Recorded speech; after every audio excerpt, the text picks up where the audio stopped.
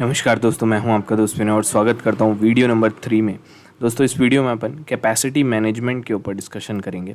तो ये जो टर्मिनोलॉजी है ये आपको पता होनी चाहिए। जो हमारा तीसरा टॉपिक है कैपेसिटी एस्टिमेशन या कैपेसिटी कैसे अपन एस्टिमेट करेंगे और कैसे उसको मैनेज करेंगे, ये अपन इस वीडियो में डिस्कस करेंगे। तो देखो, आइडिया क्या है कैपेसिटी मैनेजमेंट, जैसा कि नाम है वैसा ही बिल्कुल काम है। Capacity management in a system design refers to the process of ensuring that system और application can handle a required workload efficiently while maintaining optimal performance. तो इसमें बहुत कंफ्यूज होते हैं लोग कि आखिर कैपेसिटी मैनेजमेंट में और वर्कलोड मैनेजमेंट या फिर आप बोल सकते हो लोड बैलेंसिंग में आखिर डिफरेंस क्या है। तो मैं आपको बताता हूँ। देखो, लोड बैलेंसिंग क्या था। लोड बैलेंस करने के लिए हम स्केल इन या स्केल आउट का इस्तेमाल कर रहे थे। ठीक है, जैसे या तो वर्टिकल स्केलिंग अपन यूज़ करते या हॉरिजॉन्टल स्केलिंग यूज़ करते। लेट्स से मैंने मल्टीपल किचन, मैंने नहीं, उस राजा ने मल्टीपल किचन्स बना लिए, वहाँ पे रिसोर्स को भी एलोकेट कर दिया।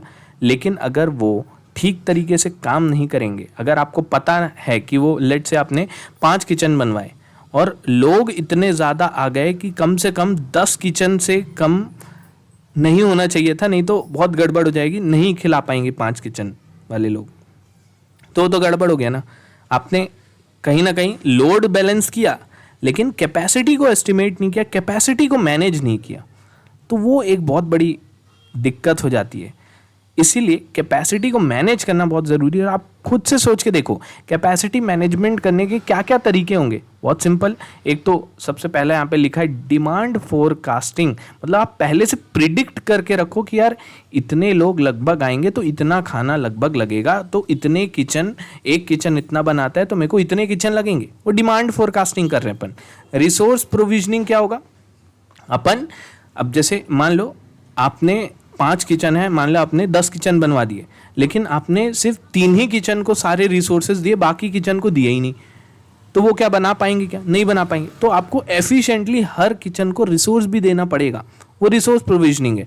परफॉर्मेंस को मॉनिटर करना पड़ेगा। मान लो आपने सब कुछ दे दिया, अब 2 ही किचन वाले अच्छे से काम कर रहे हैं, वहाँ से खाना आ रहा है, लेकिन बाकी किचन नहीं काम कर रहे, तो फिर से प्रॉब्लम। तो परफॉर्मेंस को भी आपको मेंटेन करना है, परफॉर्मेंस को मॉनिटर करना पड़ेगा।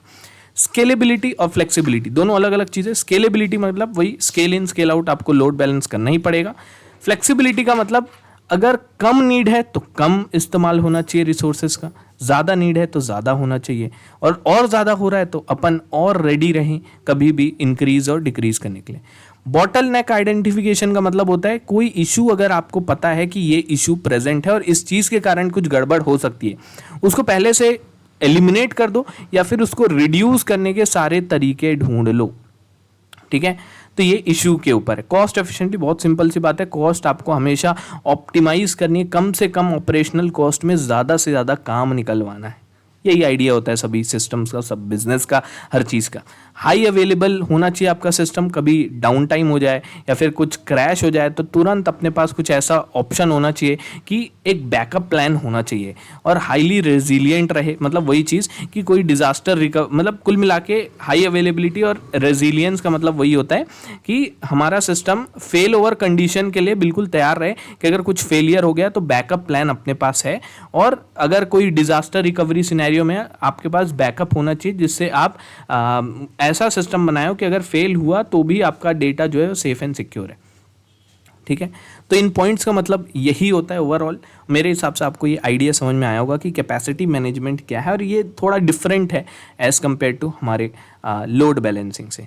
ठीक है, तो ये टर्मिनोलॉजी भी क्लियर हो गई। इस वीडियो में मैं इतना ही रखता हूँ, अगले वीडियो मिलेंगे, आगे बढ़ेंगे अपन, थोड़ा नेटवर्किंग साइड पे जाएंगे, HTTP TCP IP वगैरह देखेंगे और ये सब चीज़ें के ऊपर डिस्कशन जारी रखेंगे। इस वीडियो के लिए इतना ही, थैंक यू।